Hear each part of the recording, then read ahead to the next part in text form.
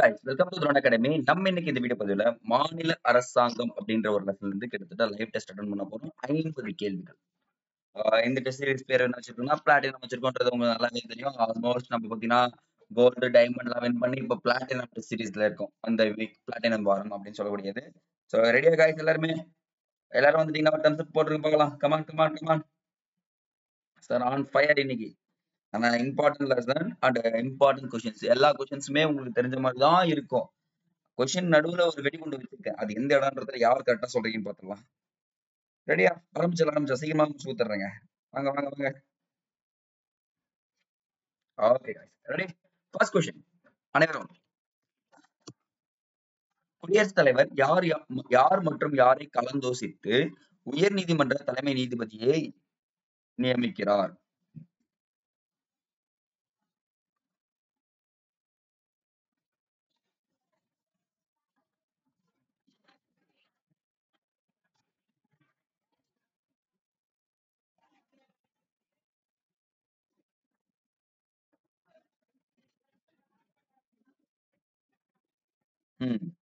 பாருங்க, இந்த இடத்துல பிரதமரை கலந்தோசிக்க மாட்டாரு, தூக்கிடுங்க. முதலமைச்சர் கிடையாது. ஆளுநர் இருக்காரு, கரெக்ட். ஆளுநர் இருக்காரு, கரெக்ட். உச்ச நீதிமன்ற நீதிபதி கிடையாது. உச்ச நீதிமன்ற தலைமை நீதிபதியை கலந்தோசித்து என்ன பண்றாரு? உயர் நீதிமன்ற நீதிபதியை நியமிக்கிறார் அப்படின்னு சொல்லிட்டு ஆன்சர் ரைட். அப்ப ஆன்சர் டி போட்டவங்க எல்லாருமே ஒரு மார்க்குங்க. இப்படிதான் நம்ம கொஸ்டின்ஸை தெளிவா படிச்சுக்கணும். அடுத்தது கொஸ்டின் நம்பர் 2. சரியான விடையை தேர்வு செய்.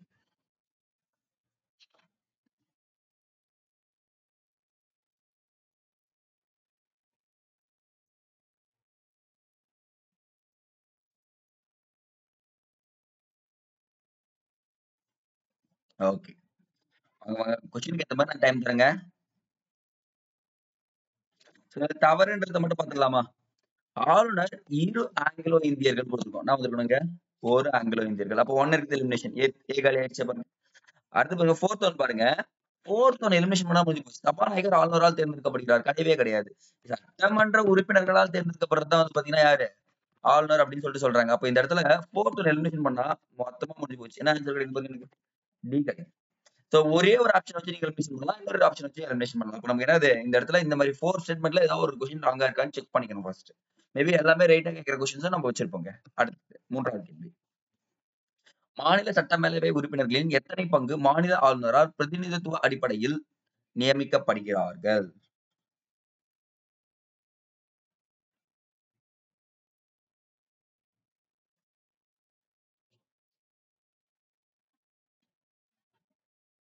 Good, excellent guys, super super super. 6ல் 1 பங்கு. அடுத்தது ஆளுநரை பற்றி சரியான விடையை தேர்வு செய்.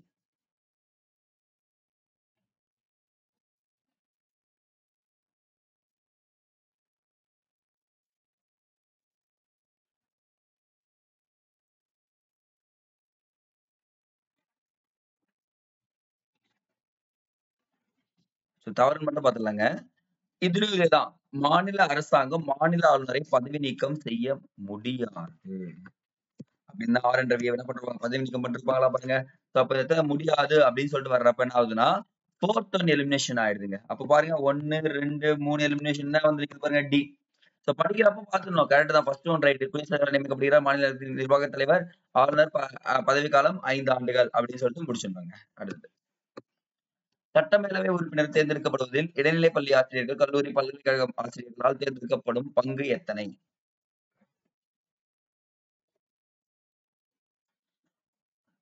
இந்த கேள்வியை பொறுத்த வரைக்கும் பாத்தீங்கன்னா சட்டமேலவை உறுப்பினர்கள் தேர்ந்தெடுக்கப்படுவதில் தெளிவா 3ல் 1 பங்கா, 12ல் 1 பங்கா, 6ல் 1 பங்கா, 4ல் 1 பங்கான்றத சொல்லிருந்தாங்க. அவ்வளவுதாங்க. 12ல் 1 பங்கு தேர்ந்தெடுக்கப்படுகிறார்கள். அடுத்தது கீழ்காணும் கூற்றுகளில் எது சரியானது?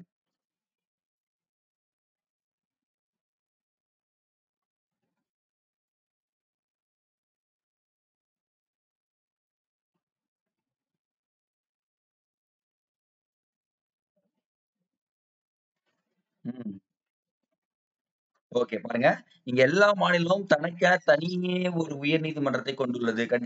அப்படியும் இருக்கு. ஆனா என்ன பண்ணிருக்காங்க, ஜாயின் பண்ணி வச்சிருக்காங்களா பாருங்க சில இடங்கள்ல. இப்ப பஞ்சாப், ஹரியானாக்கு பொதுவா வந்து பாத்தீங்கன்னா யாரு? சண்டிகர் ஒரு உயர்நீதிமன்றமா இருக்கு. அப்போ வந்து பாத்தீங்கன்னா தனியே ஒரு உயர்நீதிமன்றம் கிடையாது. எல்லா மாநிலமும் கிடையாது. சில மாநிலங்கள் சேர்ந்து இருக்குன்னு சொல்றாங்க. அப்போ செகண்ட் ஒரு எலிமினேஷன் பண்ணிட்டீங்கன்னா ஃபர்ஸ்டும் தேர்டும் கரெக்ட். அப்போ பி தான் ஆன்சர். அடுத்தது. ஒரு மாநில அரசின் தலைவராக மாநில ஆளுநர் இருப்பார் என குறிப்பிடப்படுவது எது?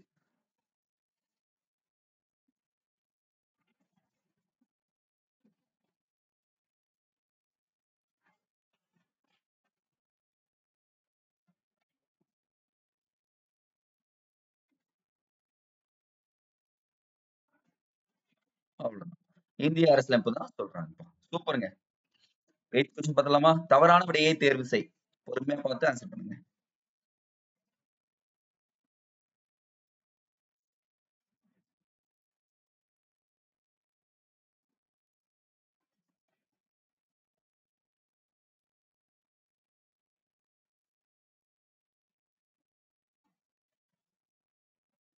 ஈஸியா இருக்குல்ல எலிமினேஷன் பண்றதுக்கு. சார் மத்திய அரசின் நிர்வாக அதிகாரங்கள் ஆளுநரிடம் உள்ளது கிடையவே கிடையாது. மத்த எல்லாமே ரைட்டா பாருங்க. சோ அப்ப என்னன்னா மாநில அரசின் நிர்வாக அதிகாரங்கள் தான் யார்கிட்ட இருக்கு? ஆளுநர் கிட்ட இருக்கு அப்படின்னு சொல்லிட்டு சொல்றாங்கப்பா. அடுத்து 9th ஒன். மாநில அரசின் எதிர்பாராத செலவினம் நிதி யாருடைய கட்டுப்பாட்டில் இருக்கிறது?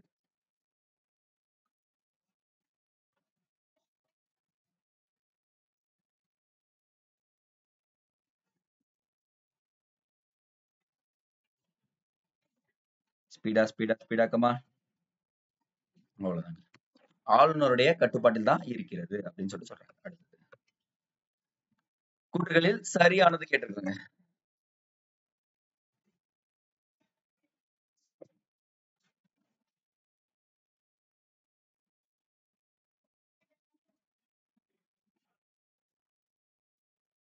இதுல சிம்பிள்.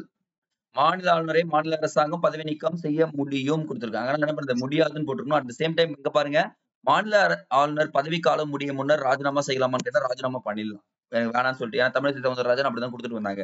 சோ இந்த இடத்துல பாருங்க, மாநில ஆளுநரை குடியரசுத் தலைவர் பதவி நீக்கம் செய்ய முடியும். பிரசிடென்டால என்ன பண்ண முடியும்? பண்ண முடியும்னு சொல்றாங்க. ஆனா ஒரு மாநில அரசால் பண்ண முடியாது. 2 இன்ஃபர்மேஷன் என்ன கத்துக்கிட்டு 3வது இன்ஃபர்மேஷன் இப்படின்னு தெரிஞ்சுக்கணும்னு சொல்லி சொல்றேன். அப்ப ஏ ஆன்சர் போடுங்களுக்கு மார்க். 11வது கேள்வி. ஆளுநரை பற்றி தவறான கூற்று. ஓ! சரிங்க. கொஞ்சம் இன்டர்செக்ட் ஆயிடுச்சு. இங்க பி. கரெக்ட் தான்.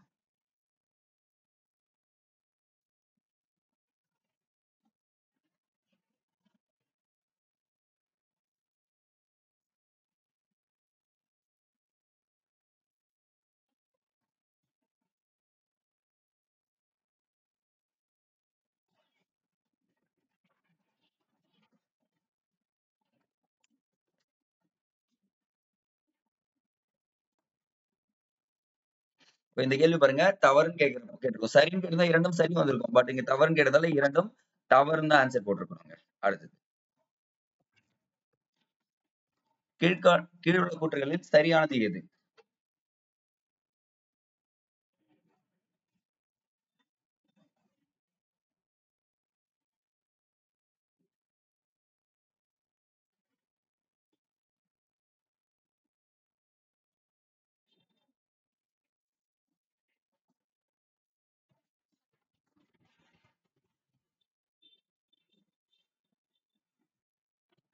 சோ வந்து பாத்தீங்கன்னா, இதுல ஏ ஆன்சர்ங்க. அப்போ இரு மாநிலங்களுக்கும் பொதுவாக நியமிக்கப்பட்ட ஆளுநரின் ஆட்சி, அதிகாரம் ஏதேனும் ஒரு மாநிலத்துக்கு உட்பட்டே கிடையாது. 2 மாநிலத்துக்கும் இருக்கும் அப்படின்னு சொல்லிட்டு சொல்றாங்க. அப்போ ஏ மட்டும் தான் ஆன்சர் ரைட்டுங்க. 13வது கேள்வி. ஆளுநரின் நியமனத்தின் தகுதிகளில் தவறானதுன்னு கேட்டிருக்கோங்க. இந்த கேள்விலாம் அப்படியே எப்படி சொல்றது? ஈஸியா போடலாம். எக்ஸ்ட்ரா இன்ஃபர்மேஷன் தெரிஞ்சுக்கலாம். தவறானதுன்னு பட்சத்துல excellent guys. Super, super, super. ஏன் லைவ் பார்க்கறது முக்கியம் இல்ல. கீழ கமெண்ட் செக்ஷன்ல கமெண்ட் பண்ணிட்டே இருங்க. உங்களுடைய ஆன்சர்ஸும் பார்த்துட்டு தான் இருக்கேன். சோ அப்ப பார்த்தீங்கன்னா, 30 வயது நிரம்பிய குடிமகன்கள் இருக்கக்கூடாது, இருக்க வேண்டும் அப்படின்னு சொல்லி சொல்லிருக்காங்க. ஆளுநருக்கு 35. அப்ப என்னன்னா 35 இருக்கணும். மீதி எல்லாமே பாருங்களேன். உறுப்பினராக இருக்கக்கூடாது. பாராளுமன்றத்துல சட்டமன்ற உறுப்பினராக இருக்கக்கூடாது. ஆதாயம் தரும் எந்த பதவியிலும் இருக்கக்கூடாது. இந்த 3 ஸ்டேட்மெண்ட் ரைட். மேபி கொஸ்டின் கேட்கறது வந்து இந்த 3 கொஸ்டினும் ஃப்ரேம் பண்ணி ஃபியூச்சர்ல கேட்கலாமா? சோ இப்படிதாங்க கொஸ்டின் ஃப்ரேம் ஆகும். அடுத்தது. ஒரு மாநிலத்தின் துறை வாரியாக அமைச்சர் நியமிப்பதில் ஆளுநரின் பங்களிப்புகளில் சரியானது எது?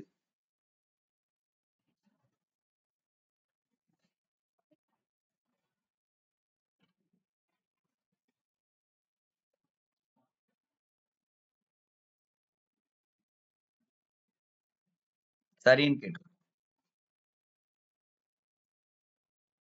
அவ்வளவுதான். Super, super, super. 2 மட்டும் தான் சரி. எனக்கு 4ன்னு குடுத்துருக்கேன். சோ, இந்த இடத்துல என்ன பண்ணலாம் அடிச்சிருங்க. 1 அண்ட் 2 வச்சுக்கங்க. சோ, ஆளுநர் தன்னிச்சையாக துறை ரீதியான அமைச்சர்கள் நியமிக்கிறார். கிடையவே கிடையாது. தன்னிச்சையாலாம் நியமிக்க முடியாது.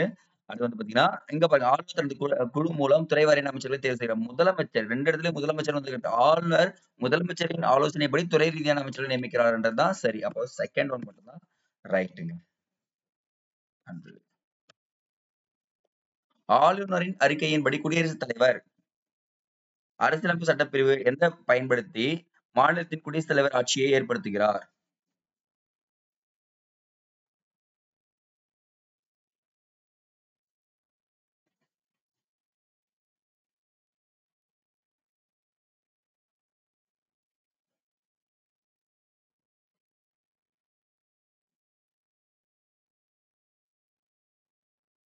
அவ்வளவுதாங்க. சட்டப்பிரிவு 356 அப்படின்னு சொல்றாங்க. அடுத்து. மாநில ஆளுநரின் சட்டமன்ற அதிகாரங்களில் தவறானது. நான் கேட்டது சட்டமன்ற அதிகாரங்களில் தவறானது.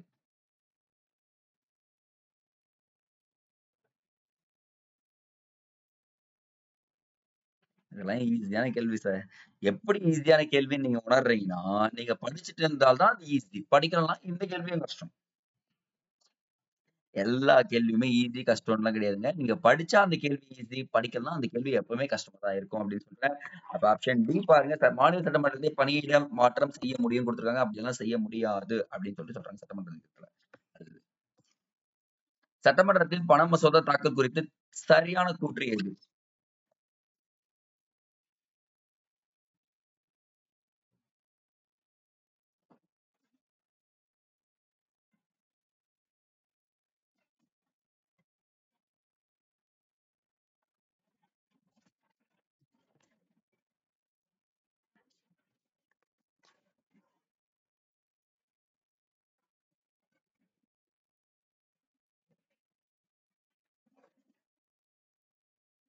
முடிஞ்சு போச்சு.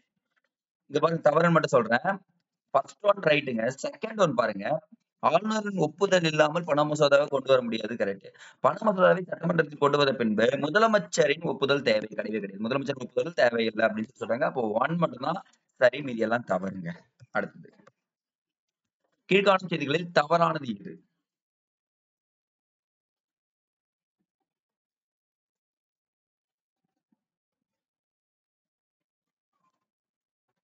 இந்த கேள்வி ரொம்ப ரொம்ப இம்பார்ட்டன்ட்ங்க.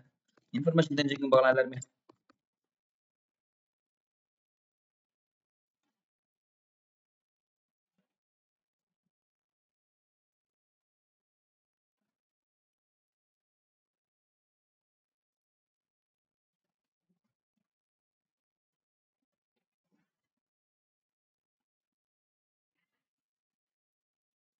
முடிஞ்சு போச்சு. இங்க பாருங்க, ஏற்கனவே சட்டமன்ற உறுப்பினராக பதவி வகித்தவர் மட்டுமே முதலமைச்சர் ஆக முடியாதுன்னு கிடையாது. யார் வேணுமோ ஆகலாம். 6 மாசத்துக்குள்ள என்ன பண்ணிடணும்? சட்டமன்ற உறுப்பினர் ஆயிடணும். அடுத்து பாருங்க ஒரு மாநிலத்தின் சட்டமன்ற உறுப்பினர்கள் மட்டுமே அந்த அந்த இடத்துல இருக்கணும்னு சொல்றாங்க. 3வது விஷயம் பாருங்க. இந்த லாஸ்ட் பாருங்க. சட்டமன்ற உறுப்பினர் முதலமைச்சர் ஆன பின்பு சட்டமன்ற உறுப்பினர் பதவியை துரத்தலாகாது. ஏன்னா அவர் முதலமைச்சர் ஆயிட்டாரு. அவரும் எம்எல்ஏ தான் அப்படின்னு சொல்றாங்கப்பா. இந்த இடத்துல இதுவும் இம்பார்ட்டன்டான விஷயங்க. அடுத்தது. மாநில அமைச்சர்களின் நியமனம் செய்வது யார்?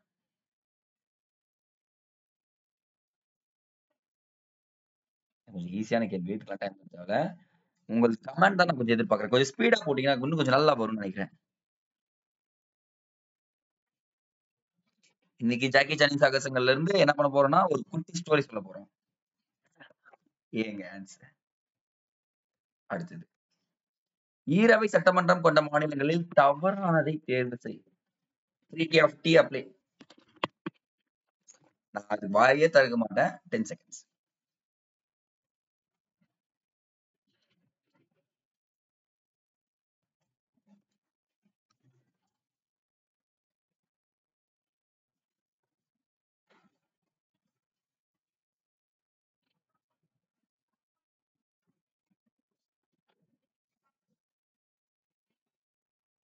ஓகே.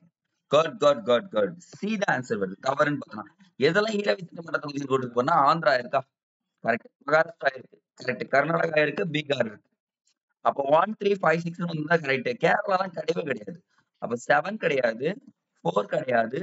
2 கிடையாது. சோ இது கிடையவே கிடையாது. இங்கெல்லாம் என்ன இல்ல, ஈரவை சட்டமன்றங்கள் கிடையாது அப்படின்னு சொல்லிட்டு வர்றான். மேபி நீங்க அது 6யும் படிச்சிருந்தீங்கன்னா, மனப்பாடம் பண்ணிருந்தீங்கன்னா, இது ரொம்ப ஈஸி. அடுத்து, கீழ்காணும் கூற்றுகளில் எது சரியானது?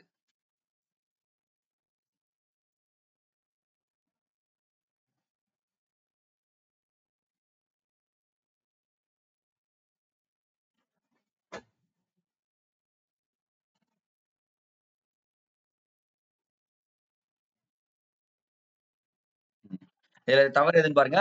முதலமைச்சர் பல்வேறு உயரதிகாரிகளை நியமிக்கிறார் அப்படின்ற ஒரு வார்த்தைக்கு பதிலா, முதலமைச்சரின் பெயரில் பல்வேறு உயரதிகாரிகளை ஆளுநர் நியமிக்கிறார். முடிஞ்சுச்சா? யாருங்க நியமிக்கிறாங்க? ஆளுநர் தான் நியமிக்கிறாங்க. அப்போ ஃபர்ஸ்ட் ஒன் மட்டும் தான் ரைட். அப்ப என்னன்னா செகண்ட் ஒன் தப்புங்க. ஒரு மாநிலத்தின் சட்டமன்ற மேலவை குறைந்தபட்சம் எத்தனை உறுப்பினர்களை கொண்டிருக்கும்?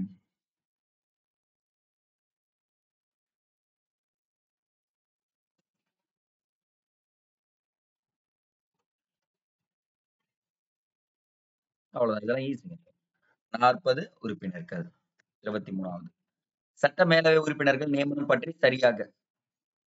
சோ இது கொஞ்சம் டஃப்பான கொஸ்டின். டஃப்ல கொஸ்டின் 3D அப்ளை சேலஞ்ச் பண்றேன். யார் ஆன்சர் பண்றீங்களோ அவங்களுக்கு இந்த தடவை காஃபி கன்ஃபார்ம்.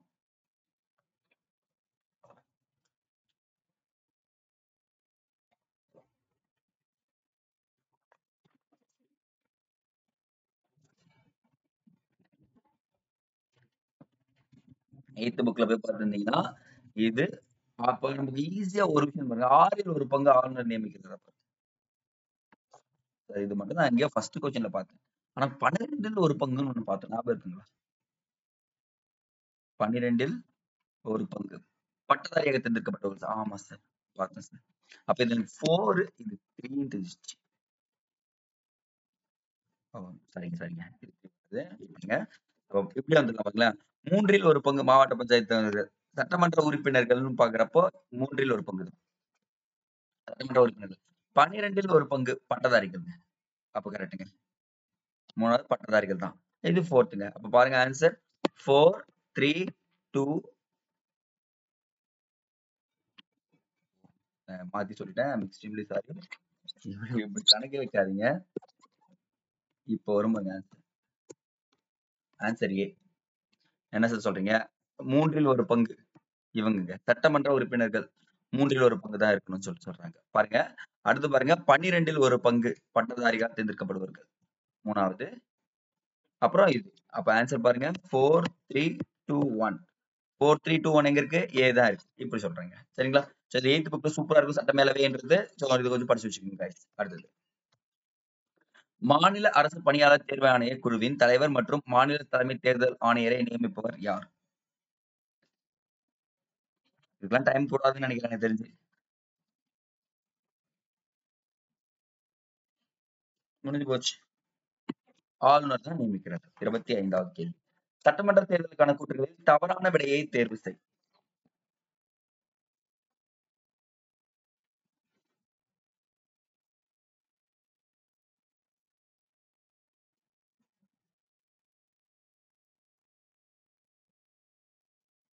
எம்எல்ஏ 25 வயசு தான். ஒரே சமயத்தில் ஒன்றுக்கும் மேற்பட்ட தொகுதியில போட்டியிடலாம். ஒவ்வொரு கட்சியும் ஒரு சின்னத்தை கொண்டிருக்கும். கரெக்ட்.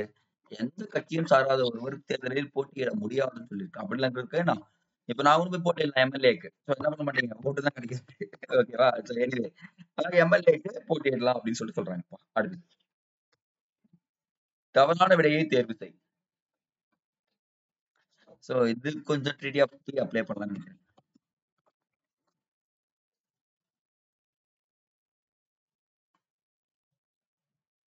ஈஸி சில கொஸ்டின்ஸ்லாம். ஃபர்ஸ்ட் கொஸ்டின் சரின்னு நமக்கு தெரியுது. தேர்ட் ஒன் சரி, டியும் சரி. இது என்னது 1925 கிடையாது. 1929 வாக்குல வந்திருக்குங்க. சோ அப்ப பாத்தீங்கன்னா பி தான் ஆன்சர் தவறு அப்படின்னு சொல்லிட்டு சொல்றாங்க. அடுத்தது 27வது. தமிழ்நாட்டில் ஆட்சி அமைக்க தேவையான உறுப்பினர்களின் ஆதரவு எண்ணிக்கை என்ன? இப்ப நான் தமிழ்நாட்டுல சிஎம் ஆக போறேன். ஆனா என்கிட்ட எத்தனை எம்எல்ஏ தேவைப்படுறாங்கன்னு பாருங்க. நான் தான் சிஎம் நினைச்சுக்கணும். நினைச்சுக்கலாம். பட் ஆனா ஆகாது. பட் நீங்க நினைச்சா ஆயிடுவோம். எத்தனை பேர்னா எனக்கு எத்தனை பேர் வேணும்னா இப்ப கமெண்ட் செக்ஷன்ல குறைஞ்சது 118 பேர் வேணுங்க. அவ்வளவுதாங்க. 118 பேர் இருந்தா நான் என்ன பண்ணுவேன்? சிஎம் ஆயிடுவேன் அப்படின்னு ஞாபகம் வச்சுக்கோங்க. உங்கள நீங்க இப்படிதான் ஞாபகம் வச்சுக்கணும். என்கிட்ட 118 பேர் இருந்தா நான் சிஎம் அப்படின்னா ஒரு கோட் வேர்ட் மாதிரி ஆயிடுச்சா பாருங்க. அதை அப்படியே போய் அப்ளை பண்ணிக்கங்க. 28வது சட்டமன்ற மேலவை தொடர்பான தவறான விடையை தேர்வு செய்.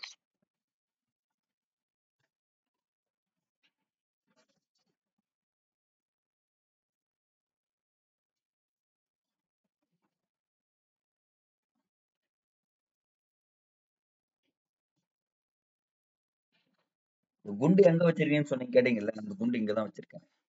இந்த கேள்விதான். எல்லாமே கரெக்டா இருக்கிற மாதிரி இருக்கு. நான் என்ன பண்றது? மைண்ட் வாய்ஸ் படிச்சிட்டேங்க. Okay, okay, okay. பாருங்க, சட்ட மேலவை ஒரு நிலையான அவையாகும். கரெக்ட். உறுப்பினர்களின் பதவிக்காலம் 6 ஆண்டுகள். இவ்வாறு மாநில சட்டமன்றத்திலும் அல்லது பாராளுமன்றத்திலும் பாராளுமன்றத்தின் இரு அவைகளும் உறுப்பினராக இருக்கக்கூடாது. இதுவும் கரெக்ட். என்ன தப்பு? இதன் உறுப்பினர்கள் மூன்றில் ஒரு பங்கு உறுப்பினர்கள் 3 ஆண்டுகளுக்கா? ஆ, no, no, no, no, no. 2 ஆண்டுகளுக்கு ஒரு முறை ஓய்வு பெறுகிறார்கள் அப்படின்னு சொல்லிட்டு சொல்லணும். அப்பனா இது டி தான் தப்பு. மீதி எல்லாமே சரிங்க. 29. கீழ்காணும் எந்த சட்டப்பிரிவின் கீழ் உச்சநீதிமன்றம் வழங்கும் நீதி பேராணைகள், ஆணைகள் மற்றும் வழிகாட்டுதல் போன்றே உயர் நீதிமன்றமும் அவைகள் வழங்க அதிகாரம் பெற்றுள்ளது?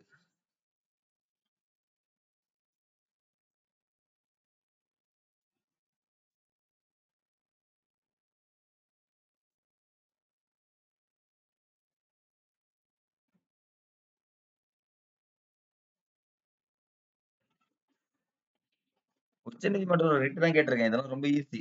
அவ்வளவுதான். சூப்பர். ஏதாங்க ஆன்சர்? வாங்க, வாங்க, வாங்க. ஸ்பீடா வாங்க. இப்ப கீழ்காணும் கூற்றுகளில் சரியானது எதுன்னு கேட்டிருக்கேன்.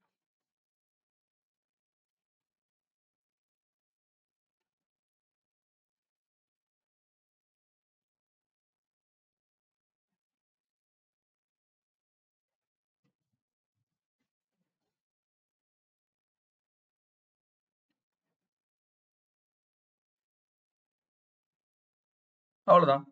நிதி மசோதாவை சட்ட மேலவையிலும் சட்டப்பேரவையிலும் கொண்டு வர இயலும். கிடையவே கிடையாது. கொண்டு வர முடியாது. பேரவையில் மட்டும்தான் கொண்டு வர முடியும்னு சொல்றாங்க. அப்போ 1 and 2 மட்டும் தான் ஆன்சர் சரி. மீதி எல்லாம் தவறு அப்படின்னு சொல்லி சொல்றாங்கப்பா. 31வது. உயர்நீதிமன்ற தலைமை நீதிபதி பெற்றிருக்க வேண்டிய தகுதிகளில் தவறானது எது?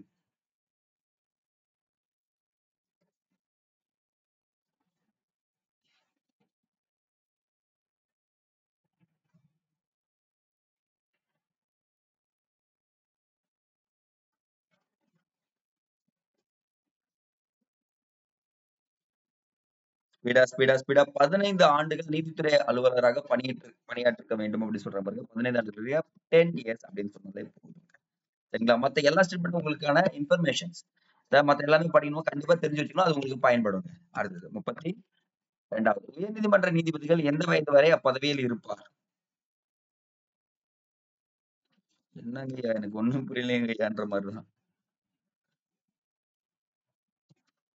உயர்நீதிமன்றம் கேட்டுக்கோம். உச்ச நீதிமன்றம்னா நீங்க என்ன பண்ணலாம்? 65 எடுத்துக்கலாம். அப்ப என்னது உயர்நீதிமன்றம்ன்றது 62. உச்ச நீதிமன்றம்னா 65 அப்படின்னு சொல்லிட்டு சொல்லுவாங்க. அப்ப நமக்கு இதுதான் முக்கியம் அப்படின்றத சொல்றாங்க. அடுத்தது.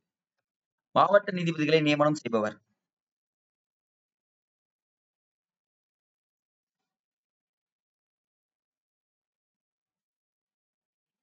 வாங்க, வாங்க, வாங்க, வாங்க. அவ்வளவுதாங்க. மாநில ஆளுநர் தான். அடுத்து 34வது. எந்த நீதிமன்றங்களை தவிர மற்ற அனைத்து சார்பு நீதிமன்றங்கள் தீர்ப்பாயங்கள் பணிகளை மேற்பார்வையிடும் அதிகாரத்தை உயர்நீதிமன்றம் பெற்றுள்ளது? இந்த உயர்நீதிமன்றத்துக்கு இது ஒரு நீதிமன்றத்தில் தலையிடவே முடியாது. இப்படி கேட்டுக்கணும் சார் கொஸ்டின் நீங்கன்றீங்களா? அவ்வளவுதாங்க. Excellent guys. ராணுவ நீதிமன்றங்கள்ல தலையிட முடியாது அப்படின்னு சொல்லி சொல்றாங்க. ஆளுநரின் சட்டமன்ற அதிகாரங்களில் தவறானது எதுன்னு கேட்டுக்கோம். திருப்பி சட்டமன்ற அதிகாரங்கள்.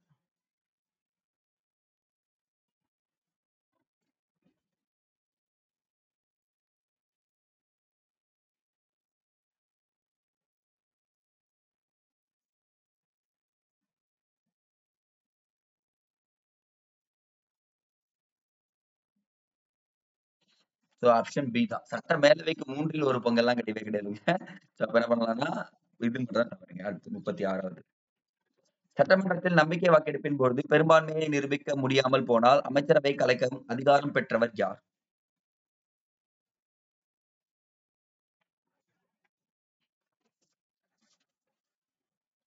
ஓகேவா?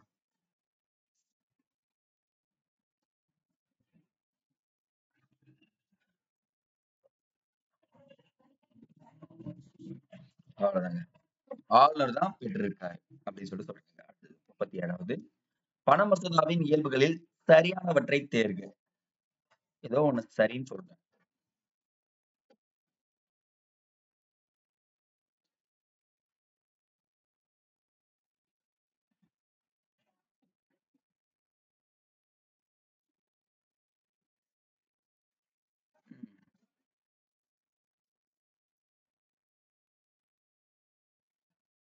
சரிங்க. கொஞ்சம் அலைன்மெண்ட் மாறி இருக்கு. பொறுத்துக்குங்க. ம். குடியரசுத் தலைவரால் திருப்பி அனுப்ப முடியாது. மாநிலங்களவையில 14 நாட்கள் மட்டுமே தாமதப்படுத்த முடியும். மக்களவையில் மட்டுமே அறிமுகப்படுத்த முடியும். குடியரசுத் தலைவரின் முன் அனுமதி தேவை. அப்ப என்னது? அனைத்தும் சரிதான். 38வது கேள்வி. பஞ்சாயத்துகள் மற்றும் நகராட்சிகளின் நிதிநிலை ஆய்வு செய்ய ஆளுநர் எத்தனை ஆண்டுகளுக்கு ஒரு முறை நிதி ஆணையத்தை அமைக்கிறார்? இங்க இருக்கிறது ஜனாதிபதி கேட்கல. ஆளுநர் கேட்டிருக்கேன். ஜனாதிபதினா 5 ஆண்டுகளுக்கு ஒரு முறை.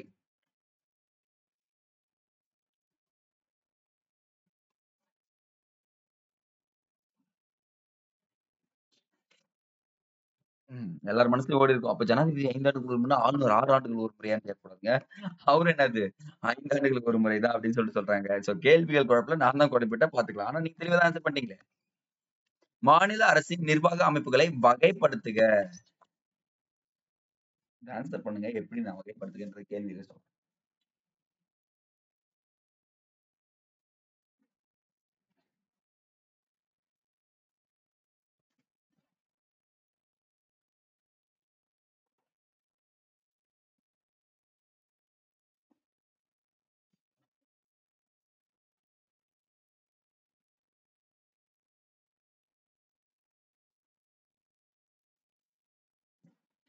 ம். பாருங்க ஃபர்ஸ்ட் ஆளுநர், முதலமைச்சர், அமைச்சரவை. இந்த சீரிஸ் தான் கரெக்ட். என்ன சார் சொல்றீங்க? ஆமா. ஃபர்ஸ்ட் ஆளுநர் தான் அங்கம் வகிப்பார். 2வது முதலமைச்சர். அதுக்கப்புறம் தான் அமைச்சரவைன்னு சொல்லிட்டு வர்றாங்க. அடுத்தது 40வது. இந்திய அரசியலமைப்பு விதி 64 கூறுவது.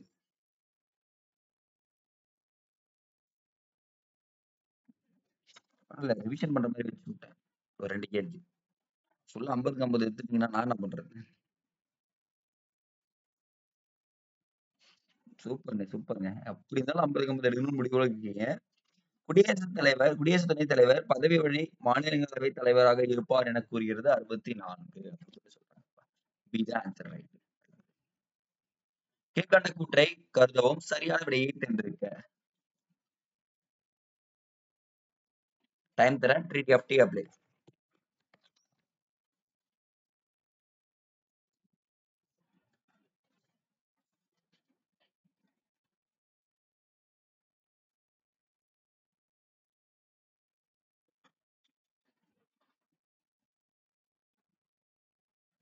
தவறுன்னு மட்டும் சொல்றேன். இங்க பாருங்க. இதே தவறுன்னு கேட்டிருந்தா 3 மட்டும் தான் தவறு. ஏன்னா மறைமுக தேர்தல் கிடையவே கிடையாதா பாருங்க உங்களுக்கு.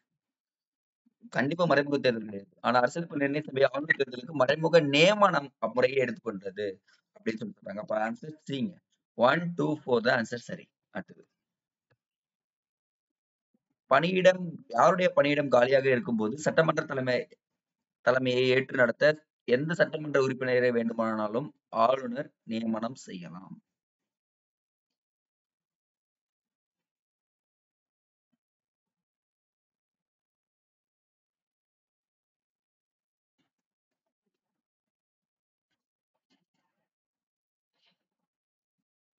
அவ்வளவுதான். சபாநாயகருடைய பணி காலியாக இருக்கும்போது யாரும் கூப்பிட்டு என்ன பண்ணலாம்? அவையை நடத்துங்க அப்படின்னு சொல்லுவாங்க. அடுத்து 43வது. சோ ஆளுநரை பற்றி சரியானவை எது?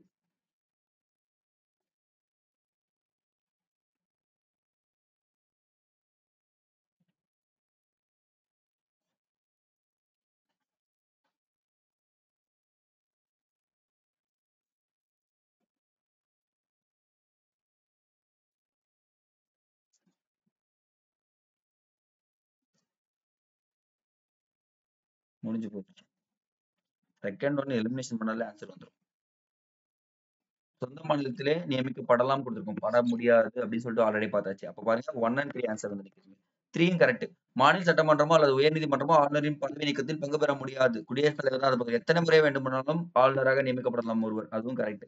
அப்ப 1 அண்ட் 3 தான் ஆன்சர் சரிங்க. சரியான கூற்றை தேர்ந்தெடு.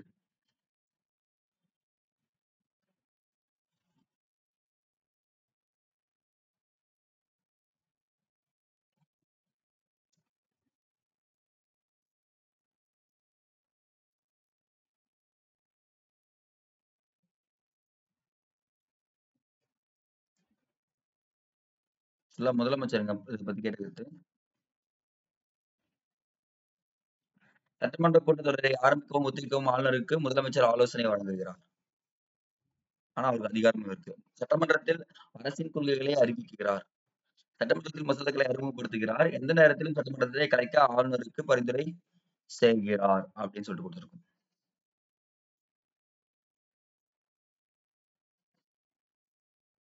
ஆன்சருங்க.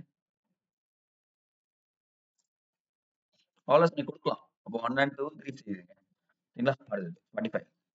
சட்டமன்ற உறுப்பினர் அல்லாத ஒருவர் அமைச்சராக பதவியேற்றால் எத்தனை மாதத்திற்குள் அவர் சட்டமன்ற உறுப்பினராக வேண்டும்? இது ஈஸியா இருக்கு. வாங்க வாங்க இன்னும் கொஞ்சம் கம்மி கொஸ்டின் தான். அடர்ந்து முடிச்சிடலாம்.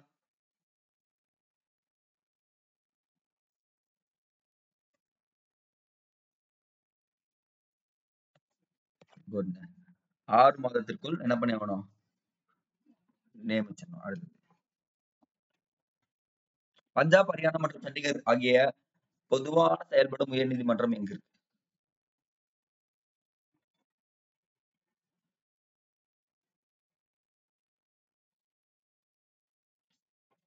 இது ப்ரீவியஸ் இயர் கொஸ்டின். குரூப் 4 போன வருஷம் கேட்டது. பார்த்து வச்சுக்க. சண்டிகர். அடுத்தது 47வது. மாநில சட்டமன்றம் நடைபெறாத பொழுது ஆளுநர் அவசர சட்டத்தை பிறப்பிக்கும் ஒரு சட்டப்பிரிவு.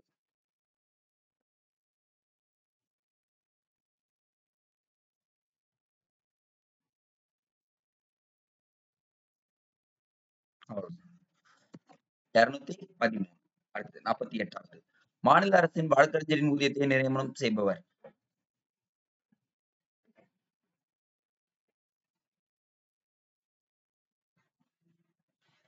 Come on guys, come on guys, come on.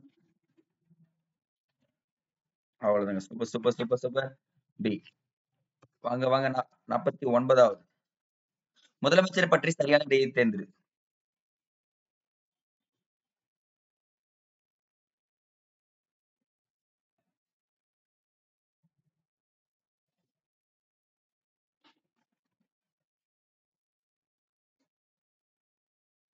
அவ்வளவுதான். Super super super. இவரின் ஆலோசனை பேரில் அமைச்சர்களை நியமிக்கிறார். முதலமைச்சரின் ஆலோசனை பேர்ல யார் நியமிக்கிறது? ஆளுநரின் ஆலோசனை பேர்ல தான் நியமிக்கிறாங்க. சரிங்களா? அப்ப கிடையவே கிடையாது. அப்ப தேர்ட் ஒன் எலிமினேஷன் பண்ணுங்க பார்க்கலாம். முடிஞ்சிருச்சு. ஆன்சர் டி வந்து நிக்குதா பாருங்க. இப்படி செட் பண்ணணும். Last but not least guys come on. ஒன்று அல்லது ஒன்றுக்கு மேற்பட்ட மாநிலங்களுக்கு ஒரே ஆளுநரை நியமனம் செய்யலாம் என கொண்டு வரப்பட்ட சட்ட திருத்தம்.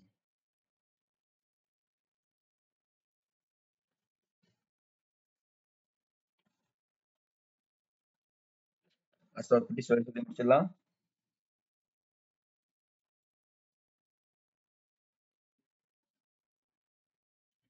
சூப்பருங்க சூப்பருங்க. 7வது சட்ட திருத்தம் அப்படின்னு சொல்லிட்டு முடிக்கிறாங்க. சோ மொத்தமா இன்னைக்கு நம்ம 50 கேள்வி பார்த்தோம். சோ இன்னைக்கான ஸ்டோரியோட என்ன தீம் என்னன்னா, வெயிட் பண்ணுங்க அப்புறமா போய் பார்த்துக்கலாம் எல்லா விஷயம்.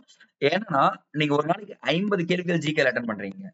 That is not 50 questions. கிட்டத்தட்ட நீங்க 200 இன்ஃபர்மேஷன் கத்துப்பீங்க. மேக்ஸிமம். மினிமம் பாத்தீங்கன்னா 100 இன்ஃபர்மேஷன் கத்துப்பீங்க. புதிய தகவல்கள் இல்ல தகவல்களை நினைவுபடுத்துற மாதிரி இருக்கும். அப்ப படிச்சதை நினைவூட்டல் டெஸ்ட் மாதிரி இருக்கும். நீங்க அட்டன் பண்ற மாதிரி இருக்கும். அப்ப லைவ் என்னைக்குமே மிஸ் பண்ணாதீங்க. என்ன ஒர்க் இருந்தாலும் லைவ் டெஸ்ட் கன்ஃபார்ம் வந்துருக்கு. அது உங்களுக்கு கண்டிப்பா பயன் கொடுக்கும். இந்த பயன் என்னன்றது உங்களுக்கு எக்ஸாம்ல ரிஃப்ளெக்ட் ஆகும். இந்த வீக் பிளாட்டினம் டெஸ்ட்ல எல்லாருமே மார்க் அதிகமா ஸ்கோர் பண்றதை சொல்லிக்கிறேன். அதுவரை உங்களிடம் விடைபெறுவது Jagadish from Throne Academy. Thank you guys. Thank you all. Good night. Mark போட்டுருங்க. கமெண்ட் செக்ஷன்ல நான் மார்க் பாத்துக்கிறேன். தேங்க்யூ.